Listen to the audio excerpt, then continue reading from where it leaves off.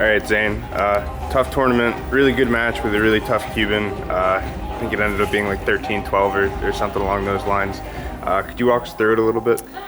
Yeah, I got taken down early and gave up two gut wrenches, 2 turns. He kind of held that lead through the whole match, so I was chipping away at some of it, but that was where most of the action was scored, and I got in on some attacks, but wasn't able to finish as clean as I wanted to.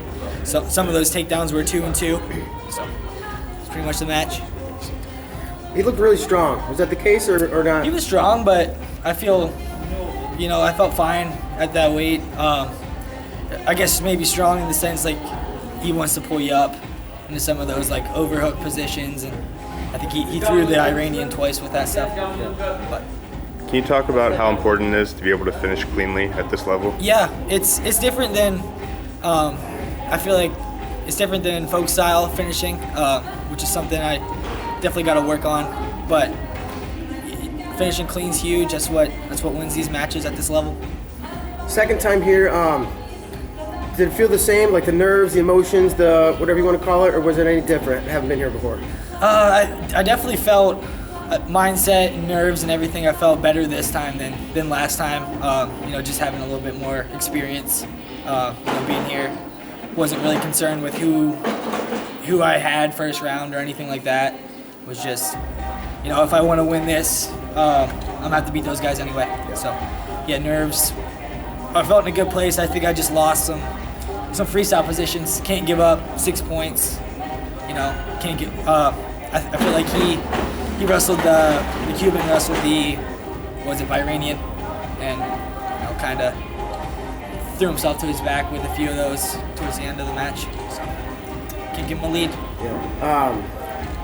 How do you feel emotionally? It's been a day, so I'm sure you had some time to. It's not fun. Watching your weight class the next day, but I feel like everything leading up to this was great. My coaches, did everything they could. I was ready. Darian Cruz came out here to help me train, and I felt I was firing and I was feeling good. Technically, mentally, the weight cut was easy, probably the easiest it's been. So, everything felt good. I think it was just some technique stuff that I need to work on, and rather it happen now than, it's not fun. This is the World Championships, but rather it happen now than 2020. Sure. For sure. I was kind of, I don't know if surprised is the right word, but I was like, Darian Cruz is his training partner. That's interesting, just because I would have thought it'd been a Penn State. And then he told me, you guys grew up together, you guys wrestled all the time? Yeah. Just funny how life kind of, circles back around. I remember I was kind of just starting my junior wrestling stuff, and he was one of the reasons I started training hard, setting goals. It was, I was kind of chasing him down in 7th grade, and now he's my training partner. It's pretty cool.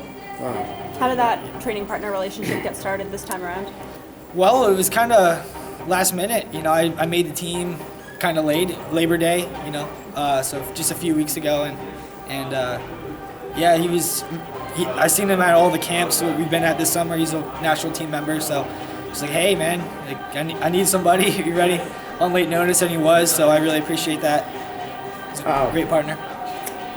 And it's nothing you can control, but it seemed like yesterday you got in the hole, and then your pace is obviously a thing. We all know that, and you're wearing him down, and probably tiring him out a little bit, and then you both get cut, and maybe talk me through that dead period, and do you think that maybe changed anything? Yeah, but that's part of it. You can't control. Ideally you don't want to split your head open, but if those are the things that you can't control, leading up to a match, or you can't train for. You just gotta can't expect calls to go your way at this tournament.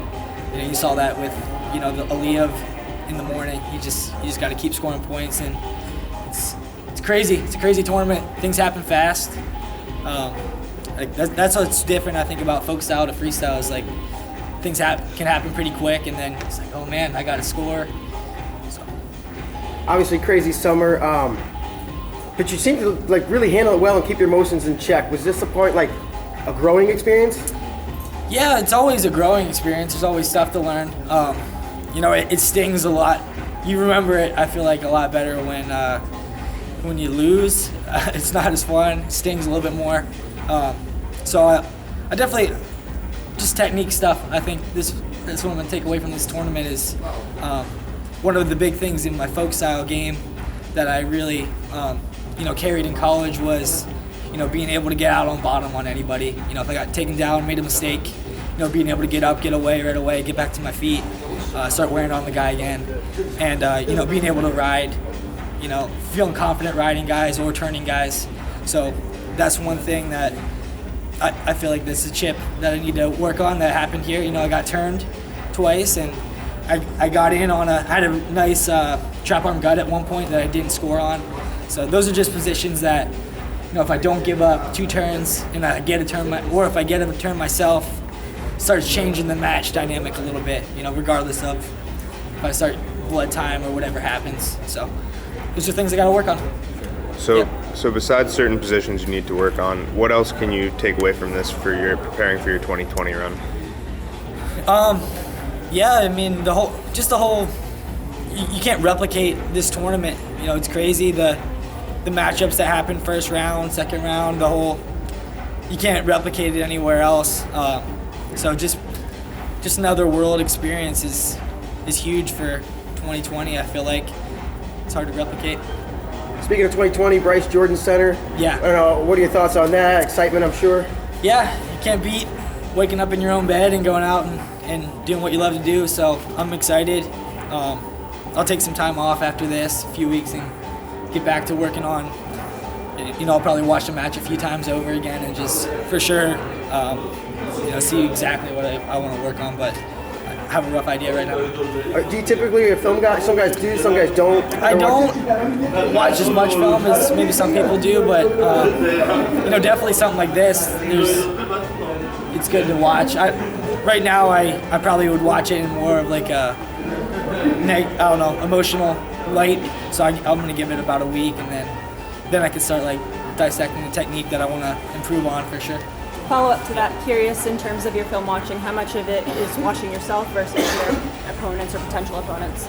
I watch opponents sometimes just to kind of see, but not really. I like to know, like I watched the Cuban, I know he goes upper body and stuff like that. I watched him wrestle, but I knew some of his turns that he did. So most of it's just matches. I'll watch not even opponents, just wrestling, good wrestling on YouTube. It's everywhere. Yeah. Any favorite matches of other athletes that you like to watch? Yeah, guys who've got it done at the highest level. I like watching, past Olympic finals, past world championships. Guys that have come back from crazy, point